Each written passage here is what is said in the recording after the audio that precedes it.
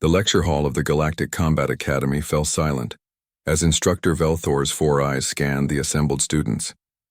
Representatives from 47 species sat in carefully arranged seating, each zone calibrated for their specific atmospheric and gravitational needs.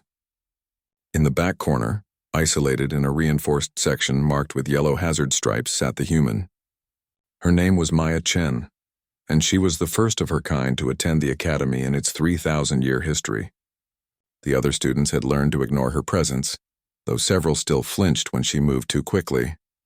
Humans came from Earth, a Class 12 death world where everything from the gravity to the microbial life seemed designed to kill.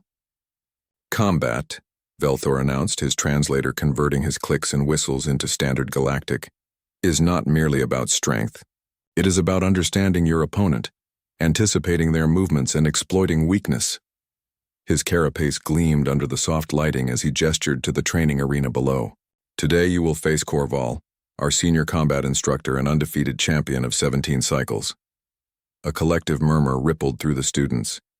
Korval was legendary, a Threscan warrior whose species had conquered 12 star systems through military might alone. Standing nearly 3 meters tall with 4 arms and reflexes that could track a plasma bolt in flight, he had never lost a sanctioned match. "Who wishes to volunteer?" Velthor asked. The silence stretched. Even the most confident students suddenly found their datapads fascinating. Fighting Korval wasn't just intimidating, it was statistically suicidal. Medical teams stood by during his demonstrations. Maya's hand rose. Every head in the amphitheater turned. Velthor's mandibles twitched in what might have been surprise.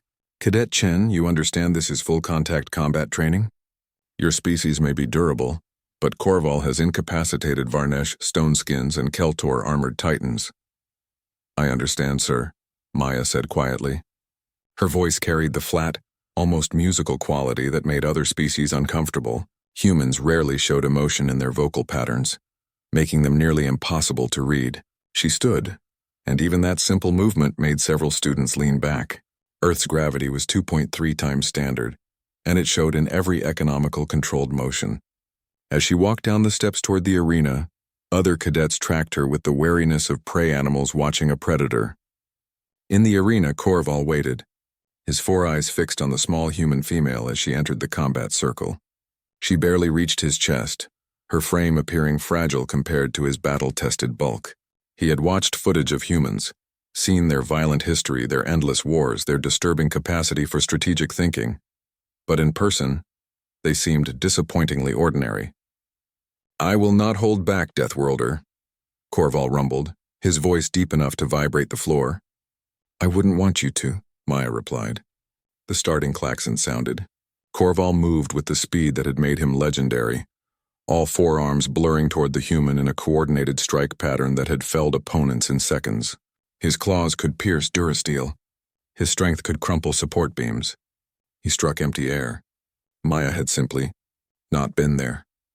She'd shifted her weight in a way that seemed physically impossible, her body somehow occupying a space it had no right to fit through. Korval's momentum carried him forward, and he felt something impact the back of his knee joint, a precise, controlled strike. He staggered but recovered instantly, spinning with all 4 arms extended in a sweeping attack that should have caught her regardless of which direction she dodged. She went down instead, dropping below his reach, and her leg swept through his remaining support limb. For the first time in 17 cycles, Korval found himself airborne, his inner ear screaming confusion at the unexpected trajectory. He landed hard, his combat training triggering immediate recovery protocols. He rolled, coming up in a defensive stance, all 4 arms ready. Maya stood 3 meters away, breathing easily. Her stance relaxed. She hadn't even broken a sweat. The entire exchange had lasted 4 seconds. Again, Korval growled. They engaged 12 more times. Each encounter lasted seconds. Each time, Korval found himself outmaneuvered, redirected, or simply unable to connect with the deceptively fragile-looking human. She didn't match his strength. She didn't need to. She used it against him, turned his momentum into liability, found angles of attack that his 4-armed combat style had never needed to defend against. On the 13th engagement, Maya's palm strike connected with Korval's center mass, a gentle tap by human standards.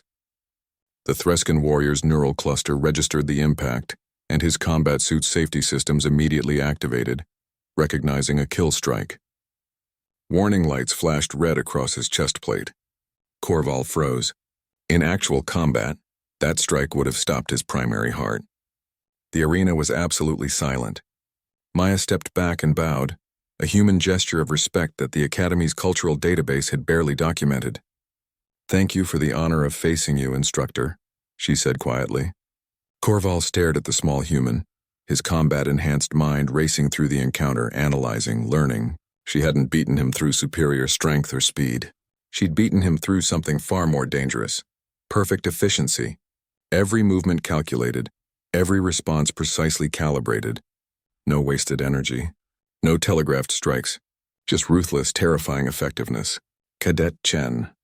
Velthor's voice echoed through the stunned amphitheater. "Where did you learn to fight?" Maya looked up at the instructor, and for the first time something like emotion crossed her face. A small, tired smile. "Earth, sir.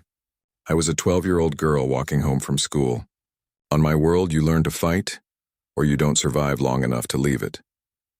She walked back to her isolated section, and this time, every student watched her with new eyes. The human wasn't just from a death world.